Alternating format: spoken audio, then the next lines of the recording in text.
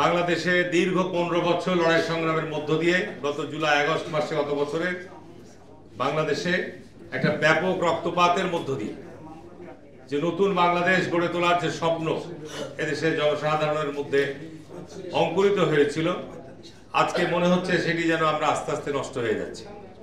কারণ নতুন বাংলাদেশ গড়তে গেলে, বৈষম্য মুক্ত বাংলাদেশ গড়তে গেলে, ফ্যাসিবাদ মুক্ত বাংলাদেশ গড়তে গেলে সর্বপ্রথম প্রয়োজন হচ্ছে ফ্যাসিবাদ এবং ফ্যাসিবাদের দোষরদেরকে বিচারের আওতায় আনা। কিন্তু আমরা লক্ষ্য করছি যে আজকে নির্বাচনকে বিলম্বিত করার জন্য বলা হচ্ছে যে বিচার প্রক্রিয়া সম্পূর্ণ না হলে নাকি নির্বাচন হবে না। আমরা গত 15 বছর লড়াই করেছি এবং এই 15 বছর লড়াই করতে গিয়ে গুমের শিকার হয়েছে, বিচারবহির্ভূত হত্যাকাণ্ডের শিকার হয়েছে, লক্ষ লক্ষ মামলার শিকার হয়েছে এবং এই সমস্ত অধিকাংশ মামলা ছিল সরকার কর্তৃক, বাদীও সরকার, সাক্ষীও সরকার, পুলিশ বাদী, পুলিশ সাক্ষী। সেই মামলাগুলো এখনো প্রত্যাহার হয়নি। অথচ এই গত 8-9 মাস সরকারের সময় অতিক্রম হয়েছে। আমরা খুব উদ্বেগের সঙ্গে লক্ষ্য করছি, আমরা অত্যন্ত উদ্বেগের সঙ্গে লক্ষ্য করছি যে যারা ফ্যাসিবাদের দোষর, যারা ফ্যাসিবাদের সঙ্গে সরাসরি জড়িত, তারা এখনো বর্তমান সরকারের বিভিন্ন কর্মকাণ্ডের সাথে জড়িয়ে রয়েছে। কারণ আজকে আমরা আমাদের দলীয় সিদ্ধান্তের কারণে আমরা মামলা করি নাই, যে মামলা করতে গিয়ে মামলার মধ্যে অনেকেই নিরপরাধ ব্যক্তিও জড়াতে পারে, এটা নিয়ে প্রশ্ন আসতে পারে, কথা আসতে পারে।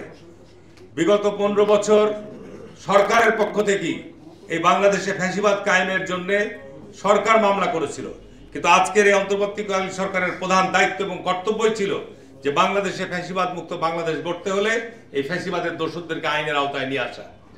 কিন্তু সত্যিকার অর্থে দেখেন যে বাংলাদেশের সাবেক প্রধান বিচারপতি খায়রুল হক, খুব উদ্বেগজনক খবর পেলাম যে কয়েকদিন আগে নাকি সে চলে গেছে এখন দেশের বাইরে।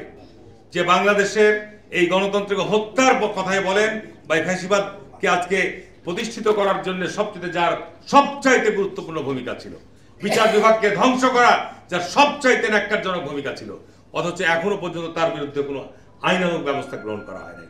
আমরা পত্রপত্রিকায় দেখছি, গণমাধ্যমে দেখছি যে ফ্যাসিবাদের দোষরদের যে বিপুল সম্পদের বহর, এই সম্পদ এখনো রাষ্ট্র বাজেয়াপ্ত করে নাই। বেনজিরের সম্পদ, হারুনের সম্পদ, বিপ্লবের সম্পদ, এই ধরনের ফ্যাসিবাদের দোষরদের যারা পালিয়ে আছে তাদের সম্পদ এখনো রাষ্ট্রীয়ভাবে বাজেয়াপ্ত করা হয়নি। সুতরাং আজকে সরকারের লক্ষ্য উদ্দেশ্য কি, এটি কিন্তু জনগণের মধ্যে ইতিমধ্যে প্রশ্ন দেখা দিয়েছে। আমরা গতকালকে আপনার মে দিবস উপলক্ষে পল্টন স্টেশনে বিশাল জমায়েত ছিল, সেখানে আমাদের পার্টির অ্যাক্টিং চেয়ারম্যান পরিষ্কার মেসেজ দিয়েছে যে একটা অনির্বাচিত সরকারকে দীর্ঘদিন সমর্থন দেওয়া সম্ভব নয়। সুতরাং জাতীয় স্বার্থে, জাতীয় ঐক্যকে আরো সুদৃঢ় করার জন্য অবশ্যই যত দ্রুত সম্ভব নির্বাচনের মধ্য দিয়েই বাংলাদেশকে ফ্যাসিবাদ মুক্ত এবং ফ্যাসিবাদের দোষরদেরকে বিচারের আওতায় ত্বরান্বিত করার একটি মাত্র পথ হচ্ছে নির্বাচনের মধ্য দিয়ে একটি গণতান্ত্রিক সরকার।